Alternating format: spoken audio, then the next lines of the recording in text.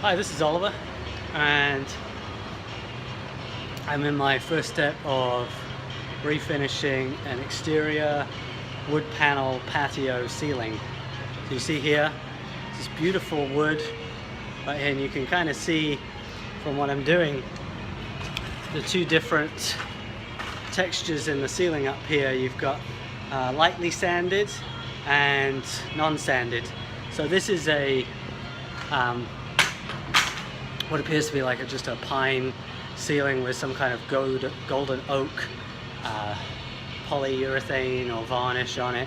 And what I'm going to do is I'm going to put espresso finish on it. But I really, with it being a ceiling and it being about on one side about probably 7 to maybe 8 or 9 feet high, I really did not want to strip this.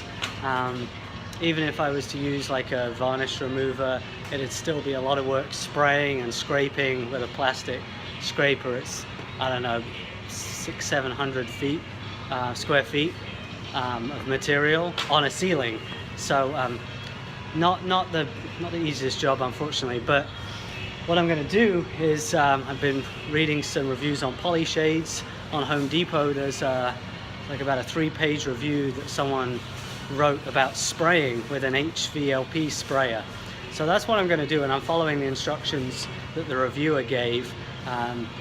Seems to be pretty good instructions. First step is to use this, a pole sander.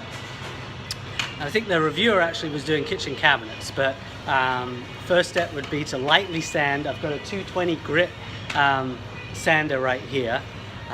It's my wife in the background. She's preparing the plastic sheeting and the blue tape with plastic.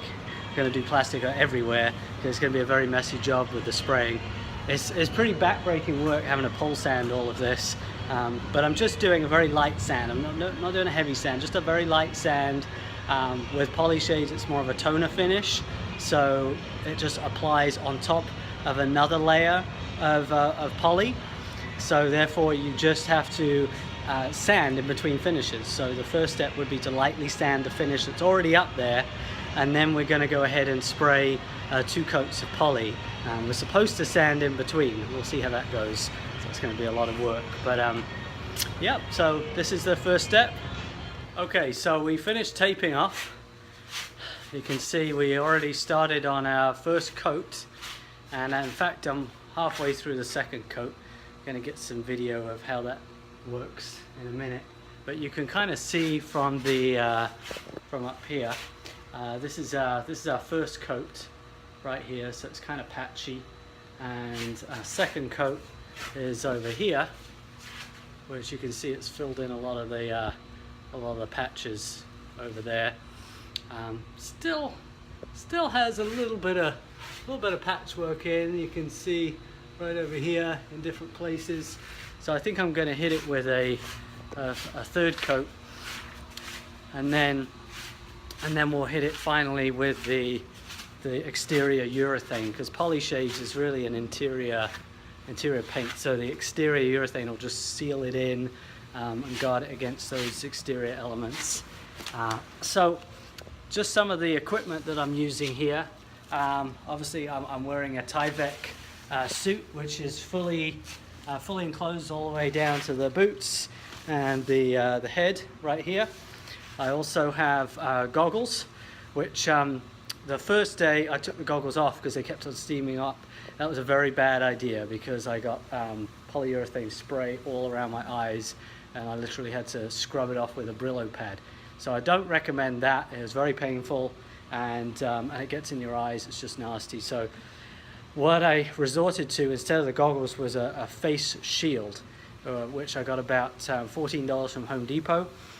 Just try to keep it close to my face. I did get a little bit around the eyes, but I stopped halfway through to rub it off so it wouldn't build up.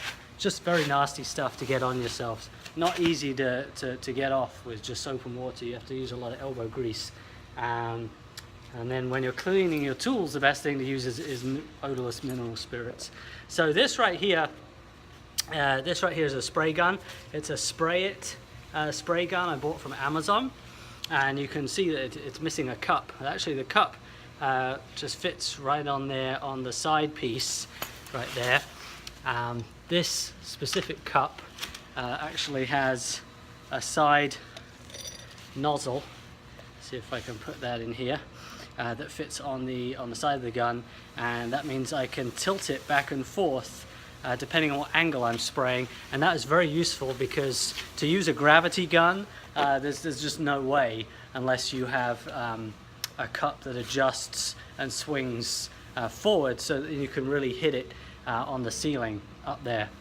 I also have an 8-gallon Husky compressor, which really is like the lowest quality compressor that I would recommend using on the job. I would recommend using at least a 10, 12 or 20 gallon compressor because the 8-gallon I have to stop every sort of 2 or 3 passes just to let it build up and then start over again. But it does the job, and this is the Polyshades that I'm using right here.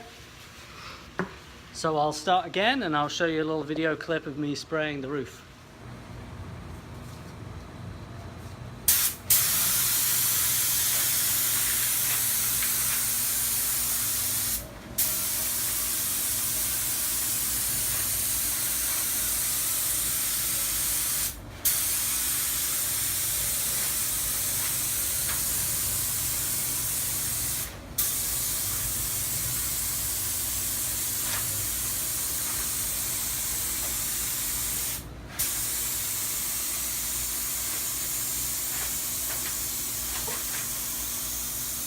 So this is the 3rd coat we put on. This first coat was very patchy, 2nd coat was a little patchy, and then we decided to put a 3rd coat on, and the finish is incredible. It came out very, very well. Some of my plastic came around, so I oversprayed the wall over there, but that's okay. I'm gonna be painting the exterior of the house anyway. But I mean, very, very happy with the stain. This is the final product